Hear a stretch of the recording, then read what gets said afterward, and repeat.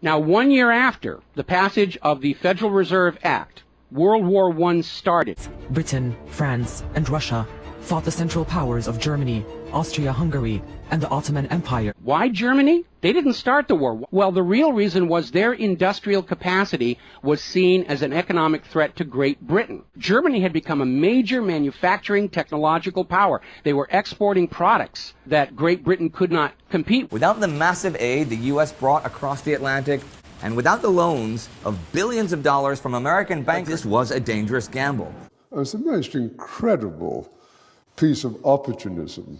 Chaim Weizmann, who somehow gets to England, meets a few people, including members of my family, seduces them, persuades most of the ministers that this idea should be allowed to take place. Russian by birth, he moved to Great Britain before the war to persuade leading British figures that the Jews were, in fact, a vast subterranean influence, that all Jews were Zionists, which was far from the truth, that the Zionists would only help the Allies win the war if Britain was to offer them Palestine. This is your cousin Dorothy. What she did was to connect up Weizmann with the British establishment. He learned very quickly.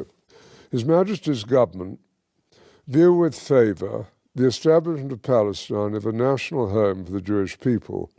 Balfour reiterates that issuing this declaration would be extremely helpful in solidifying the support of the United States.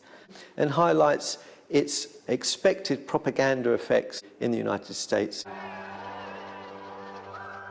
A massive campaign of propaganda that taps into every media that's available in America at the time. Behind this effort is George Creel, who turned this propaganda machine into a government agency. Creel gets 75,000 men to volunteer to be what were called the 4-Minute Men. They went all over the United States. They were speaking in movie theaters. They were speaking in libraries. Propaganda images at the movies. They're seeing it in the newspapers. Uncle Sam pointing at the viewer and saying, "I want you." Creel is hugely In a successful. little under 2 years of fighting, the U.S. had spent $32 billion and lost over 116,000 men. People didn't believe the reasoning behind joining. Wilson silenced such resentment with the Sedition Act of 1918. Some who were critical of the war were jailed for speaking out. Lynchings kept others silent.